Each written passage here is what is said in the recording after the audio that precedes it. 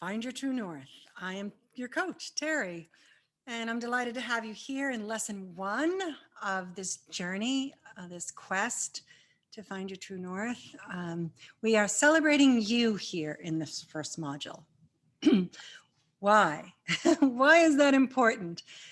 Well, I think it's because it's the hardest thing to do to celebrate ourselves. We're very generous with friends and family about their accomplishments and how good they are as people and friends. And, we are so generous with our appreciation of who they are.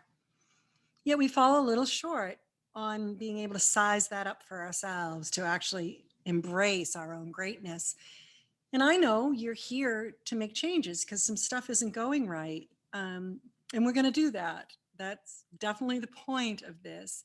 But the reason I start with this module being celebrating you is that where you are, you've worked very, very hard to get to. And there's a tremendous need to acknowledge all that you are, all that you've done, and all that you bring to the table today. Because whether you say yes to something like this or no, which many people do, they don't, they get curious, but they don't say yes. The because the fear of the unknown is too great. So let's first start with anchoring what you already know and some things that you might not. So we're going to look at this concept that I called nature and nurture. And we're going to start with what I refer to and has been in existence since like 400 BC is our temperament. Our temperament is like the color of our eyes or how tall we are. It's our DNA. It's basically our personality. And our temperament can fall into four categories, and we're usually a blend of two. And a temperament isn't something you can change. So, for example, when I was a little girl and I had a sister 2 years younger than me, I wanted with all my heart to be her because she was quiet and reserved and thoughtful, and I was robust and competitive and loud. Still am. Um, but I couldn't become Lynn. Her temperament was different than mine. And so what we learn here is what is our temperament? And within that temperament are strengths and weaknesses. And inside that is where we can change. So we're going to look at our temperament. We're going to take a quiz. You're going to go to a website, take a quiz. There's 68 questions. You're going to see your results. And I love this particular quiz because there are many scientific options out there. But I like this one because it's simple and easy to follow. It's created by a couple that are very, very Catholic. And their story behind this particular website is the temperaments God gave us. And what that means to me is it's the temperaments you're born with, whether you believe in a divine or not, it's something we can't change. And understanding what our temperament is and appreciating that that's who we are, we don't have an option to change it, is a way of understanding who we are and how we respond to the world. So you're going to take this quiz and then you'll get your results. Please take a screenshot of that result page and upload it to the worksheet. And then answer the four questions about what's your primary temperament and your secondary temperament, of the strengths and weaknesses, which three resonate with you best, write those down, and how does this all feel? So when you finish with that worksheet, you hit send, complete, and I get it. And I'll look at it and I'll respond to you. And then you'll segue into another part of celebrating who you are. And that's understanding the true nature nurture pathway. So the temperaments go back to Hippocrates in 400 BC. Um, the stages of development are much more current and created by Erik Erikson in the 1950s. He actually won a Nobel Prize for this, and he lived to be like 93. Um, but he creates an understanding of 8 stages of development. So in these worksheets, you can have, if you're a person who likes linear reading learning, there's a Wikipedia about the 8 stages. And then if you're a visual learner, I have a chart and a roadmap. And what happens is the very first stage begins in infancy, actually from conception to 1.5 years old.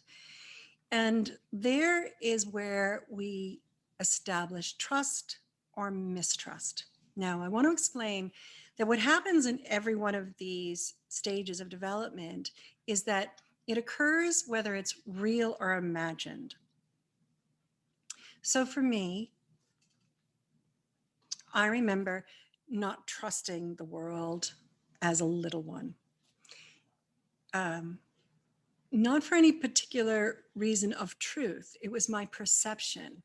But because of that perception, I approached the world that I couldn't trust it.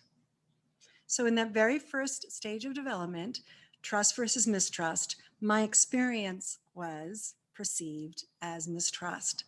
So, as you go through each age group, um, infant, toddler, preschool, um, 6 to 12, 12 to 19, and young adulthood, 20 to 25.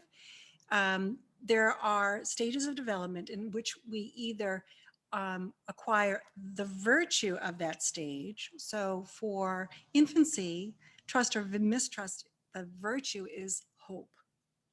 So if you recall, remember, experience your infancy to 1.5 years as being full of trust, then you are in the strength of virtue. If you don't, you're in the weakness of mistrust. And that affects how we perceive ourselves and others in the world.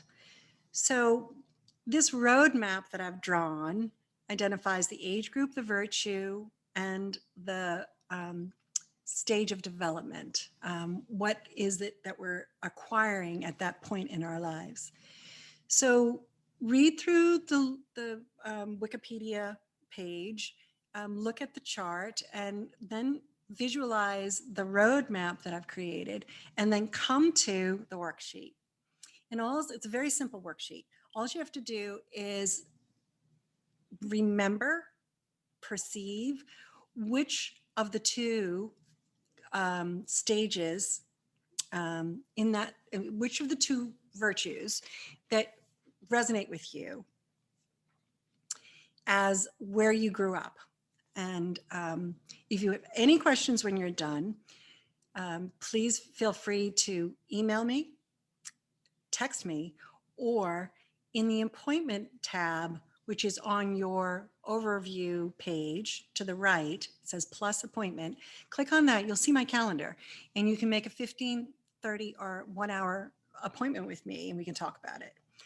So the third piece of this lesson is the 3 brains. Okay, well, we think very commonly about the left side and the right side. And yes, that's true. But again, for me, in helping you understand how we operate in this world and how to celebrate you, looking at the 3 brains is a really cool understanding of how we operate. So once again, I've used a visual, which is a tree. So you'll see in the worksheet that at the base of the tree is a squirrel gathering nuts at the base of the tree, running around, gathering nuts, gathering nuts. This represents our original mammoth brain. Back of the legacy of being a mammal, the only thing that a mammal needed to do was survive. And the reptilian brain, as it's known in the scientific community, is fight, flight, or freeze. That's the activity. The responsibility of the reptilian brain is fight, flight, or freeze. And it's still an important part of who we are. However, what happens is it can paralyze us if the reptilian brain is running the show most of the time. So I fondly call this the critter brain.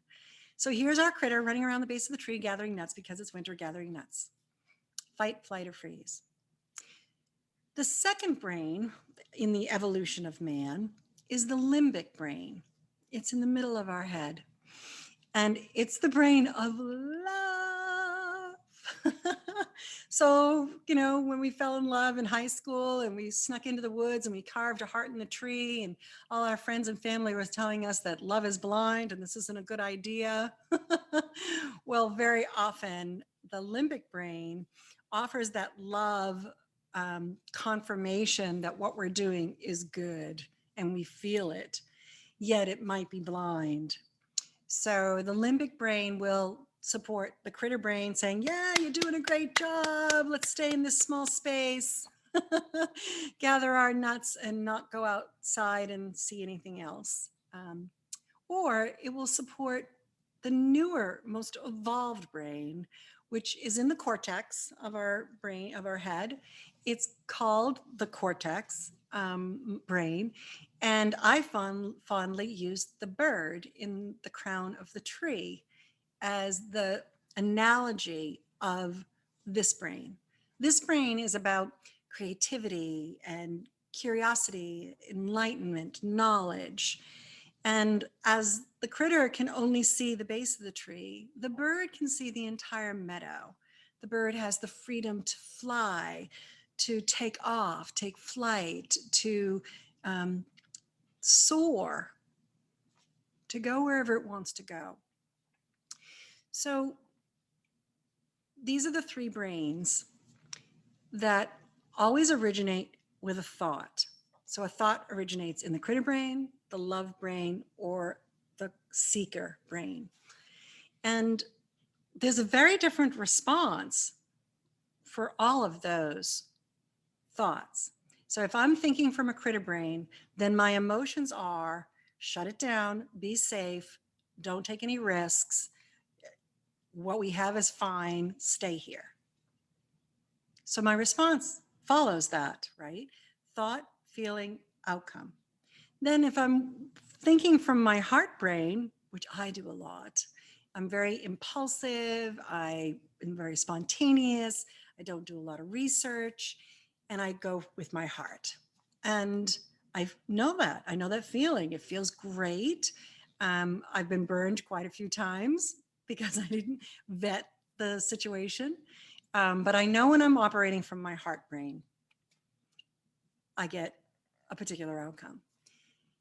And then there's the cortex brain, the seeker who's going to look at this with insight and curiosity and knowledge and research and understanding. And with that thought, this is how I'm going to approach this experience. The emotion and outcome are different. So if we understand that we have a temperament that we cannot change, except within those strengths and weaknesses of that temperament, we have a growth and development path that has already been mapped out. However, what's beautiful about the growth and development is that it is malleable. We can change that. So even though I had an experience of mistrust as a child, I rewrote that story through my coaching experience and my evolution of recovery, that I no longer mistrust the world or myself.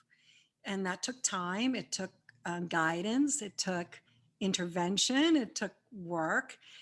But we can actually change the experience that we had at any given age to become the virtuous side of that developmental stage. And that is what we work with here. So we're going to celebrate you are who you are right now. Some of it we can't change. the footprint, but we can change what color shoe we're wearing. And then we can change our developmental experience in this world. And if we do that by understanding how the brain, our brain, critter, love brain, or seeker, is viewing the world and responding to it. So the activity for today is to spend a few days observing your regular stuff and then kind of make note, oh, this is my critter brain. This is where I always like stay put. This is where I'm gathering nuts. This is my safe place. And I'd like you to consider, this is my heart brain. Oh, I'm responding with love. I'm going to take care of someone just like that. I'm going to give up what I need to do for myself, and I'm going to go over here and do this for them because they need me. And then there's the cortex brain, the seeker.